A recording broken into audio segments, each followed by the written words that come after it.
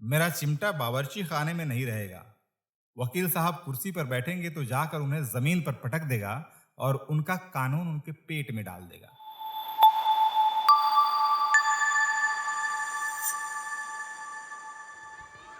टॉकमेट academy classics series की मासूम कहानियों में आज सुनिए प्रेमचंद की कहानी ईदगाह। इस एपिसोड में सुनेंगे कहानी का चौथा भाग।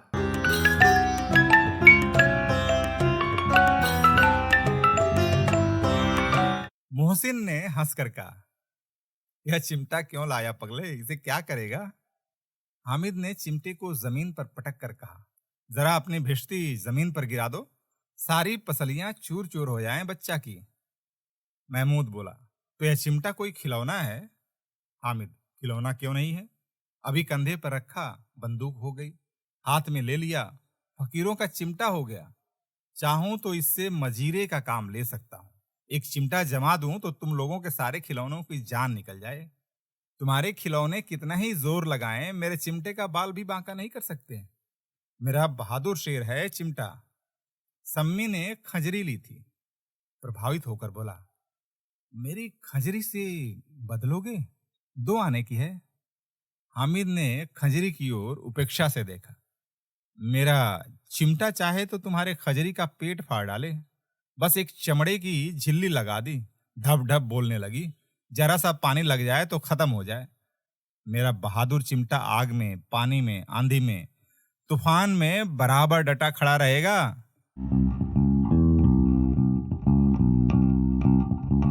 चिमटे ने सभी को मोहित कर लिया, लेकिन अब पैसे किसके पास धरे हैं? फिर मेले से दूर निकल आए हैं। 9 कब के बज गए। धूप तेज हो रही है, घर पहुंचने की जल्दी है। बाप से जिद भी करें तो चिमटा नहीं मिल सकता। हामिद है बड़ा चालाक, इसीलिए बदमाश ने अपने पैसे बचा रखे थे। अब बालकों के 2 दल हो गए हैं। मोहसिन, महमूद, सम्मी और नूरे एक तरफ हैं, हामिद अकेला दूसरी तरफ। शास्त्रार्थ हो रहा है। सम्मी तो विधर्मी हो गया, दूसरे पक्ष से जा मिला। लेकिन मोहसिन, महमूद और नूरे भी हामिद से एक एक 2-2 साल बड़े होने पर भी हामिद के आघातों से आतंकित हो उठे हैं। उसके पास न्याय का बल है और नीति की शक्ति। एक ओर मिट्टी है, दूसरी ओर लोहा, जो इस वक्त अपने को फौलाद कह रहा है। वह अजेय है, घातक है।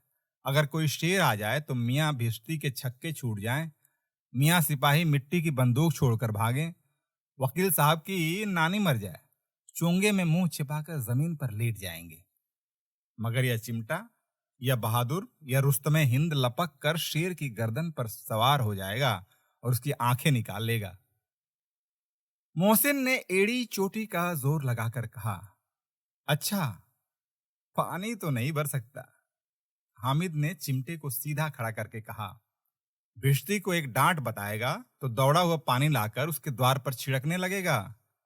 मोहसिन परास्त हो गया, पर महमूद ने कुमुक पहुंचाई।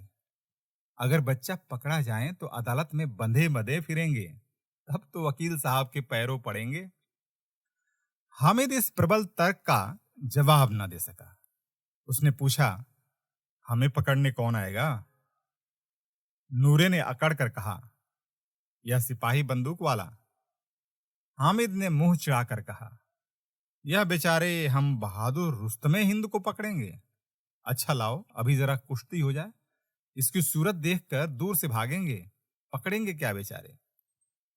मोहसिन को एक नई चोट सूझ गई। तुम्हारे चिमटे का मुंह रोज आग में जलेगा। उसने समझा था हामिद लाजवाब हो जाएगा, लेकिन यह बात न हुई। हामिद ने तुरंत जवाब दिया, आग में बहादुर ही कूदते हैं जनाब। तुम्हारे यह वकील, सिपाही और भिश्ती लेडियों की तरह घर में घुस जाएंगे। आग में कूदना वह काम है जो यह रुस्तमे हिंद ही कर सकता है।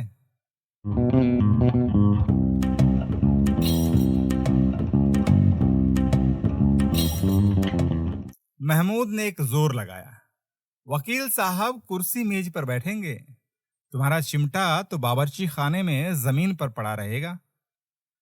इस तर्क ने सम्मी और नूरे को भी सजीव कर दिया। कितने ठिकाने की बात कही है पट्टे ने।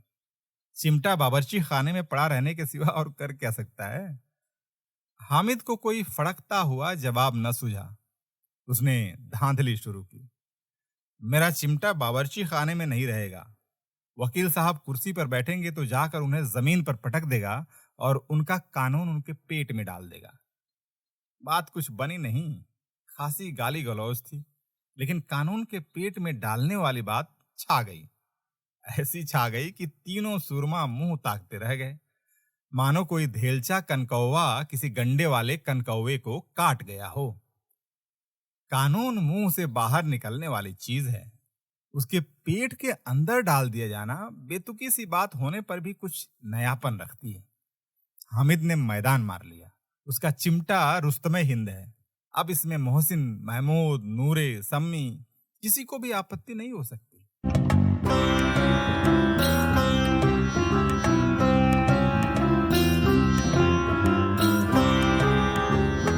विजेता को हारने वालों से जो सत्कार मिलना स्वाभाविक है, वह हामिद को भी मिला। औरों ने 3-3, 4-4 आने पैसे खर्च किए, पर कोई काम की चीज न ले सके। हामिद ने 3 पैसे में रंग जमा लिया। सच ही तो है, खिलौनों का क्या भरोसा, टूट फूट जाएंगे। हामिद का चिमटा तो बना रहेगा बरसों। संधि की शर्तें तय होने लगी। मोहसिन ने कहा, जरा अपना चिमटा दो, हम भी देखें। तुम हमारा भिष्टि लेकर देखो। महमूद और नूरे ने भी अपने अपने खिलौने पेश किए। हामिद को इन शर्तों के मानने में कोई आपत्ति न थी। चिमटा बारी बारी से सबके हाथ में गया और उनके खिलौने बारी बारी से हामिद के हाथ में आए। कितने खूबसूरत खिलौने हैं। हामिद ने हारने वालों के आंसू पोंछे। मैं तुम्हें चिढ़ा रहा था। सच, यह चिमटा भला इन खिलौनों की क्या बराबरी करेगा। मालूम होता है, अब बोलें, अब बोलें।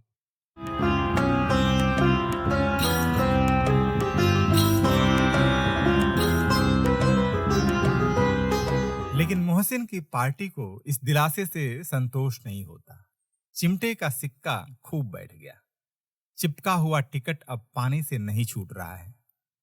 मोहसिन, लेकिन इन खिलौनों के लिए कोई हमें दुआ तो ना देगा? महमूद, दुआ को लिए फिरते हो, उल्टे मार न पड़े। अम्मा जरूर कहेंगी कि मेले में यही मिट्टी के खिलौने तुम्हें मिले। हामिद को स्वीकार करना पड़ा कि खिलौनों को देखकर किसी की मां इतनी खुश न होगी जितनी दादी चिमटे को देखकर होंगी। 3 पैसों ही में तो सब कुछ करना था और उन पैसों के इस उपयोग पर पछतावे की बिल्कुल जरूरत न थी। फिर अब तो चिमटा रुस्तमे हिंद है और सभी खिलौनों का बादशाह। रास्ते में महमूद को भूख लगी। उसके बाप ने केले खाने को दिए। महमूद ने केवल हामिद को साझी बनाया। उसके अन्य मित्र मुंह ताकते रह गए। यह उस चिमटे का प्रसाद था। मासूम कहानियों के आज के एपिसोड में इतना ही। सुनते रहिए हर हफ्ते शुक्रवार और शनिवार रात 9 बजे। टॉकमेट एकेडमी को सब्सक्राइब कीजिए, कहानियों को शेयर और लाइक कीजिए। खुद सुनिए, दूसरों को सुनाइए।